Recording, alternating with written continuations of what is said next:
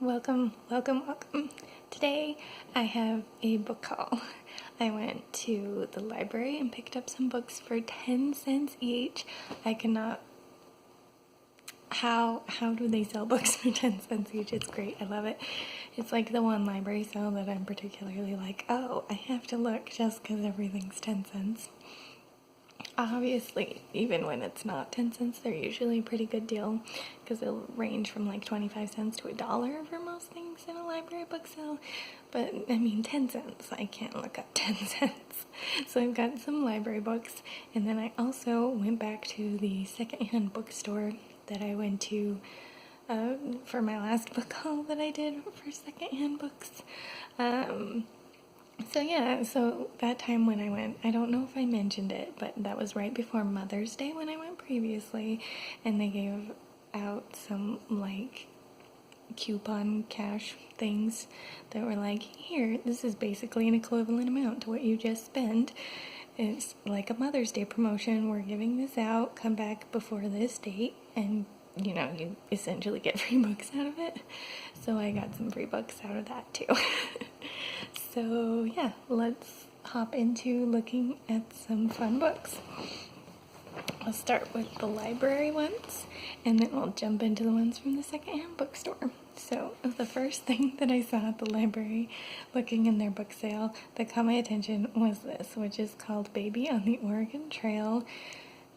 It essentially is what the title says it is. The main character is heading west, and she's pregnant and a widow, and then she runs into this guy, and he helps her to drive her wagon across the plains, and then the guy, it sounds like it's going to be kind of an enemies to lovers-esque thing because he wonders why this prickly woman gets under his skin, but as they journey together, he wonders if her and her baby could be just what he needs to begin a new life with a brand new family. So it sounds silly in like the most best ridiculous way in that I love. And that it's got a baby in the story, I think will just add to all the fun. It's one of my favorite tropes when there's a baby in the story. I don't get to read many romances with babies in the story, so I'm looking forward to this a lot. Then next from the library's book sale, I got Rough Beauty, which is a memoir about a woman who went to live out in the wild in the Rockies. It's just her and her dog surviving out there, and so we get a cool story about that. It reminds me of a movie I went and saw somewhat recently with my family, actually. I forget what the movie was called, and I don't think it's the same person, because in the movie it was at least over like depression and stuff why she went away into the mountains, but this I don't think is related to that, at least from all that. Oh, it looks like it might have been instigated by a fire destroying all her possessions. I can't quite read all of it because the library tag is there. But anyways, going out and living it and roughing in the wild sounds like a fun adventure. And I love memoirs, so I couldn't resist picking it up. And then we've got Never Stop Walking. This one is another memoir. It's about a girl who was born in Brazil, and then I believe it's just that her mother lost custody over her and her brother. Not that she died or anything, but in any case, they get put into like the adoption system, and she ends up in Sweden.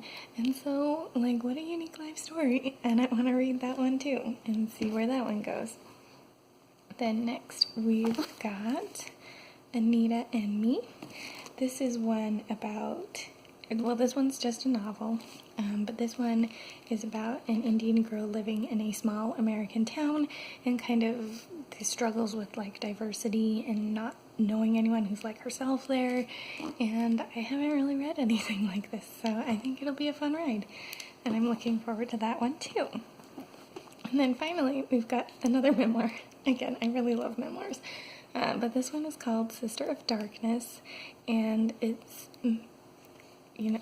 as it says on it, the chronicles of a modern exorcist, which is not a thing I've really like researched or looked into a lot, but to hear like true life stories about it sounds kind of interesting instead of just like the Hollywood movie version of how exorcisms and stuff go. So I'm curious about this one. So that was all the books that I got from the library. Let's jump into the books that I have from the secondhand bookstore next. first off, I got a couple books in German. I got A Brave New World in German, and I got Rebecca in German. Now, A Brave New World I've read before, and overall fairly enjoyed it.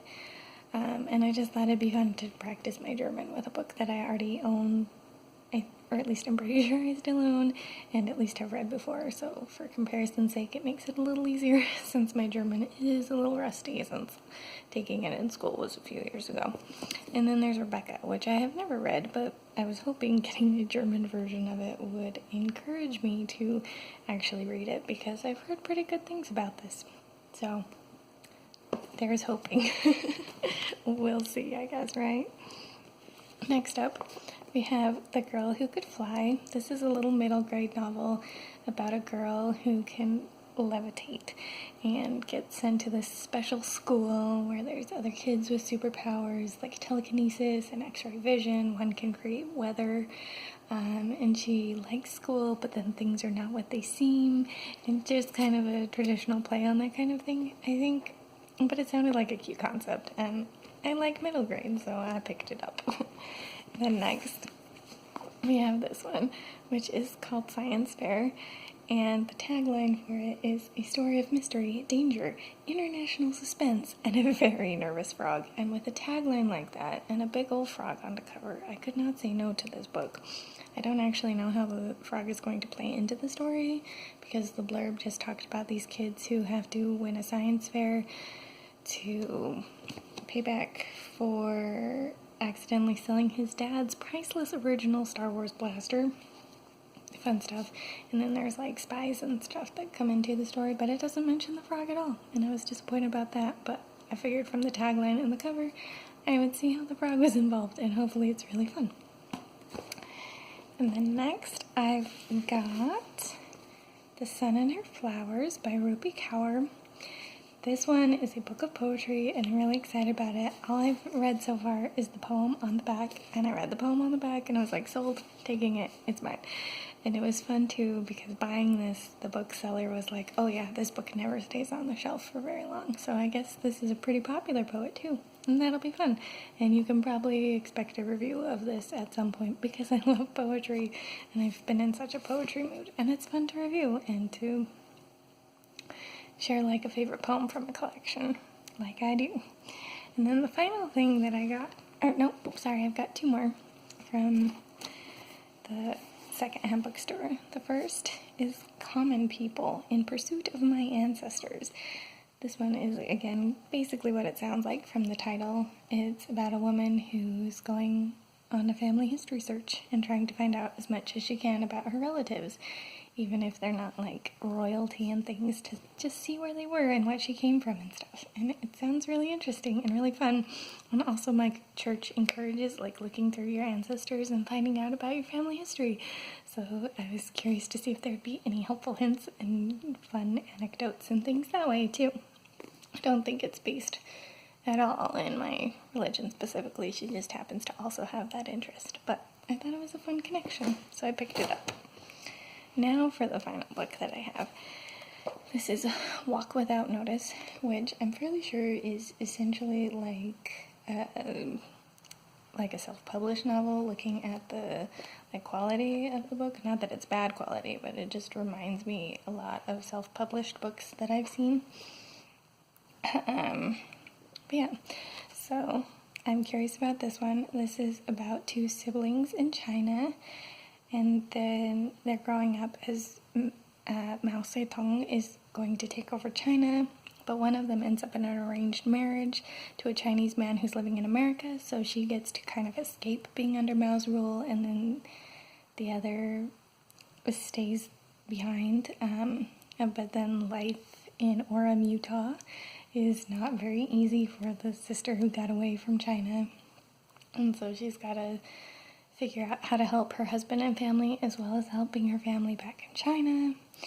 And then her sister, who's stuck back in China, has to survive re-education and work camps from the communists, but ends up eventually escaping to America. So I think it'll be really fun, and I have not seen this specific sort of story before, so I'm very curious about it, and I can't wait to read it. But that's my whole big collection of books that I got secondhand. If you happen to have read any of these and have any suggestions of where you think I should start in this fun collection of secondhand stuff, feel free to comment down below. If you're excited about seeing me review any of these and want to know my thoughts on any of them, feel free to share that kind of thing below too. But that's all I've got for now. This is the Uma Harper signing out.